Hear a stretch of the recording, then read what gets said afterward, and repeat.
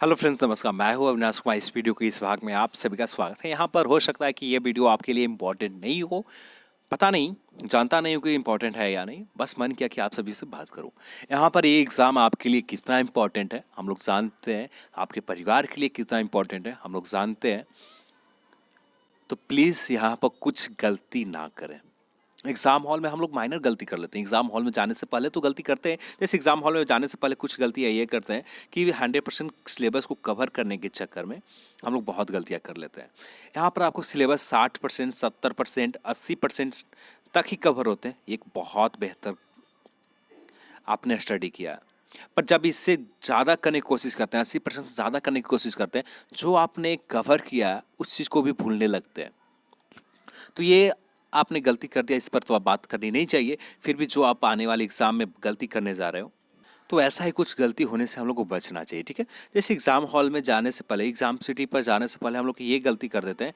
Exam city में हम लोग तब पहुंचते हैं जब एग्ज़ाम होने से 5-6 घंटा बचे हो, पर ऐसा नहीं करना चाहिए। एग्ज़ाम सिटी आपका बहुत दूर है। एग्ज़ाम सिटी आप ट्रेन में जाने में बहुत ज़्यादा हरासमेंट होते हैं, बहुत ज़्यादा थकावट होती है। उन थकावट से बचना चाहिए, क्योंकि आपके बहुत इंपॉर्टेंट है आपके लिए ये एग्ज़ाम। एग्ज़ाम हॉल में जाने से पहले कम से कम जहाँ पर भी आप एग्ज़ाम सिटी है आपका, वहाँ पर पहले पहुँचे, और पहुँचने के बाद 6 से 7 आवर्स यानी 6 से 7 घंटे सोने की कोशिश करें। जब 6 से 7 घंटे के सोते हैं आप, आधा काम यहाँ पर हो जाता है। जो प्रश्न आपसे नहीं बनते, जिसके बारे में पूरा तरह से कन्फ्यूजन हो रहा है, उस प्रश्न को भी आप बेहतर कर जाते हैं। हाँ, अब जब हम रात में सोते नहीं हैं, थकावट बहुत ज़्यादा है, ट्रेन से बहुत दूर एग्ज़ाम सिटी है, जाते हैं, अब ऐसी गलतियाँ हो जाती हैं एग्ज़ाम हॉल में। दिमाग सही से वर्क नहीं करता, बहुत सारे प्रश्न पर जो आपको आता भी है उस पर भी कन्फ्यूजन होते हैं। जो प्रश्न आप 100% श्योर है उस पर भी कन्फ्यूजन करके गलत कराते हैं, तो वैसा नहीं करना है आपको। सेकंड, जब हमसे कुछ प्रश्न नहीं बनता, तब जाके हम लोग नेगेटिव लेना स्टार्ट करते हैं। तो यहाँ पर नेगेटिव मार्किंग 1/3 है, तो ये बहुत नुकसान आपको करेगा। तो जैसे प्रेशर प्रेशर कैसा आता है एग्जाम हॉल में, जैसे 5-6 प्रश्न नहीं बने स्टार्टिंग में, 7 नहीं बने, 10 नहीं बने, कुछ से 15 भी नहीं बनते, तब जाके ये काम करना स्टार्ट करते हैं। 15 प्रश्न नहीं बन गए यार, अब हमें लेना चाहिए, तुक्का लगाना चाहिए, नेगेटिव लगाना चाहिए, ये कर देते हैं। बिल्कुल नहीं करना चाहिए। आपसे कितना प्रश्न नहीं बना है, सिर्फ 70-80 के बीच में ही ने प्रश्न नहीं बने हैं।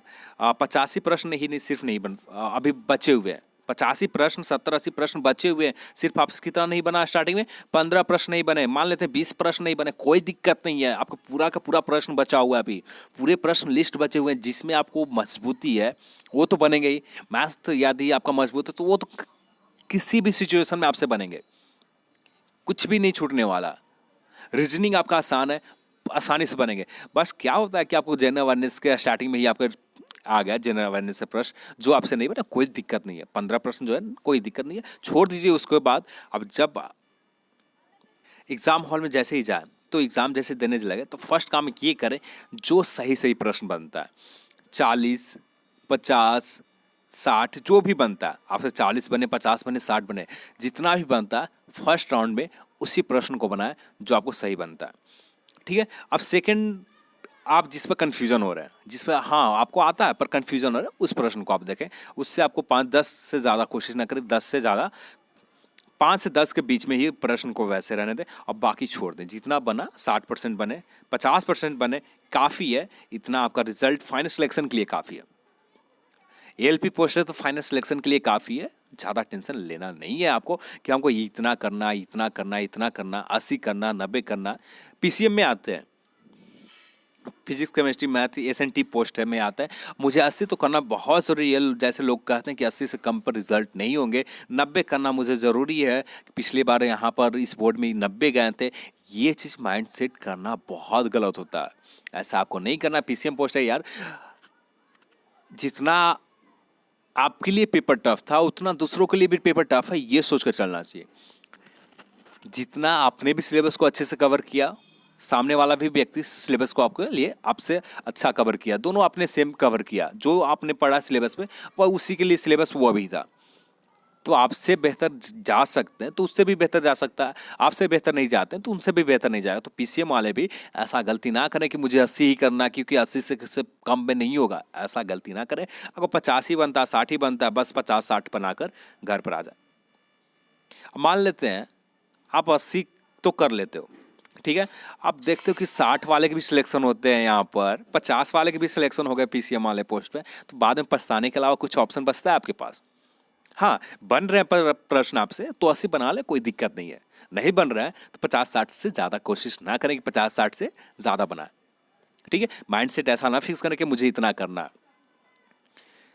एक गलती बहुत सब लोग करते हैं, ये गलती, प्रश्न को सावधानी से और ध्यानपूर्वक नहीं पढ़ते हैं। जैसे मैं भी कुछ दिन पहले एक एग्ज़ाम देने गया था, बीपीएससी के एग्ज़ाम थे। उस प्रश्न को मैंने बहुत सारे ऐसे प्रश्न को गलती किया जो मुझे बहुत आसानी से आते हैं। बहुत सारे ऐसे प्रश्न को मैंने गलती किया, सिर्फ लास्ट लाइन कुछ नहीं पढ़ा, मैंने प्रश्न के ऊपर थोड़ा सा टाइम नहीं दिया, और हाँ मुझे तो पता है मुझे ये चीज़ आंसर होगा, हाँ पता है, आंसर कर दिया जय।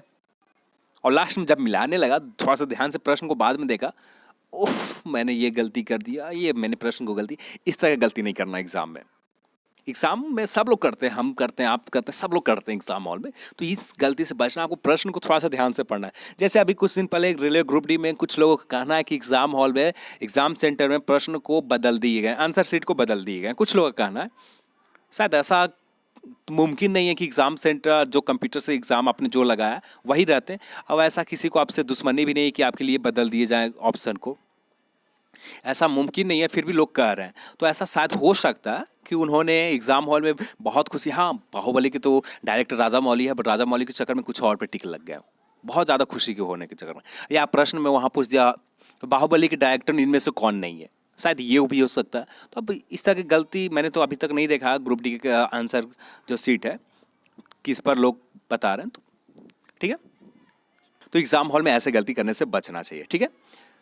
तो चलिए आप सभी की एग्ज़ाम बहुत बेहतर जाएंगे। पेपर की बात करें तो पेपर बहुत आसान रहने वाला, जितना हम लोग CBT 1 में देखे थे टफ था, उतना टफ नहीं रहने वाला, बहुत आसान है। क्योंकि आप सभी लोग सिलेबस के पैटर्न के जान चुके हैं, रेलवे का पैटर्न आप समझ चुके हैं, तो आसान है पेपर आपके लिए, टफ नहीं है, बहुत मुश्किल नहीं है, आसान है। आप बेहतर कर सकते हैं, बहुत बेहतर कर सकते हैं एग्ज़ाम हॉल में। तो चलिए आप सभी को ऑल द बेस्ट, आप एग्ज़ाम बहुत बेहतर तरीके से दें, प्रेशर ना लें, नेगेटिव लगाने की कोशिश ना करें, आपका एग्ज़ाम बहुत बेहतर जाएगा। इस वीडियो को देखने के लिए आप सभी को बहुत बहुत धन्यवाद। जय हिंद, जय भारत।